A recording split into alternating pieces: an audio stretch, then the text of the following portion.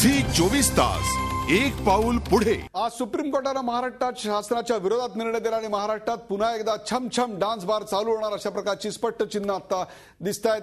म्हणूनच आम्ही ओपन केल्या आपल्या प्रतिक्रिया नोंदवण्याकरता 1800-222100 ही हेल्पलाईन एक प्रकारची आणि तिथं आता प्रतिक्रिया व्यक्त केल्या जातात। आता माझ्यासोबत बीडून आहेत नितीन मांडा आपलं मत।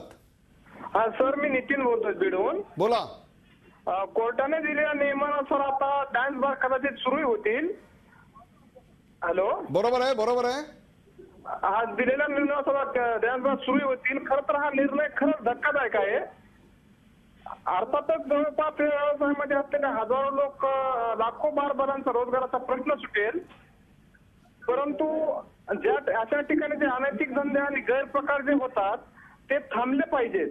आणि आणखी एक महत्वाचा मुद्दा म्हणजे या बारवर काही बंधने असले पाहिजेत, जसे की वयाचं बंधन, वेळेचं बंधन आणि विशेष म्हणजे त्या बारमध्ये बाहेरच्या बारबाला आणल्या जातात त्यांची नोंद या बार मालकांनी प्रशासनाकडे द्यायला पाहिजे असं माझं मत आहे।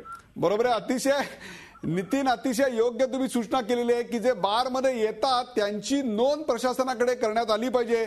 त्यांनी किती पैसे उधळले याची पण नोंद ठेवली तर कदाचित तो पैसा आला कुठून याचा हिशोब आपल्याला घेता येईल। तुमची प्रतिक्रिया अत्यंत तिखट आणि योग्य आहे। क्षणाक्षणाला आमच्या फोन लाईन्सवर फोन येत आहेत। महाराष्ट्राच्या कानाकोपऱ्यातून लोक आपल्या प्रतिक्रिया नोंदवत आहेत।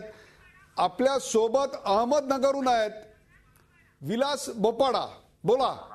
हॅलो, बोला विलासजी। सर, असं आहे की मला ते कोर्टाचा निर्णय दुर्दैव वगैरे काही म्हणता येणार नाही, कारण कोर्टाचा निर्णय आपल्याला स्वीकारायलाच लागेल। बरोबर आहे की नाही? बरोबर आहे। दुसरी गोष्ट अशी आहे, मूळ म्हणजे 90% डान्स बार ऑलरेडी चालूच आहेत, बंद नाहीतच आहेत। बरोबर आहे की नाही? काय होतंय आता याच्यामध्ये, काय होतंय अधिकृतरित्या मला असं वाटतं की सरकारने काहीतरी जाणीवपूर्वक त्रुटी ठेवल्या असाव्यात आणि केस लूज केली असावी असं मला एक वाटतं।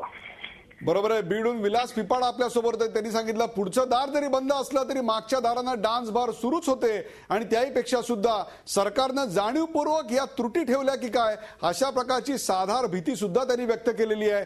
या सगळ्या प्रश्नांचा उहापोह मी अनेक राजकीय पक्षांचे नेते, सुप्रीम कोर्टाचे वकील यांच्या सोबत करणार आहे आजच्या रोकठोकमध्ये।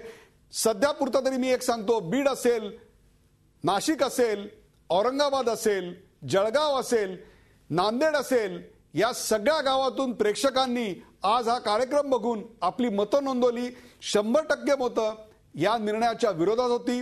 या निर्णयाचं घातक स्वरूप महाराष्ट्राला भोगावं लागणार आहे अशा प्रकारची प्रतिक्रिया आपल्याकडे आलेली आहे। त्याचबरोबर काही मूलभूत गोष्टींचे प्रश्न सुद्धा उभे राहिले आहेत। या सगळ्यांची चर्चा करूया। झी 24 तास एक पाऊल पुढे।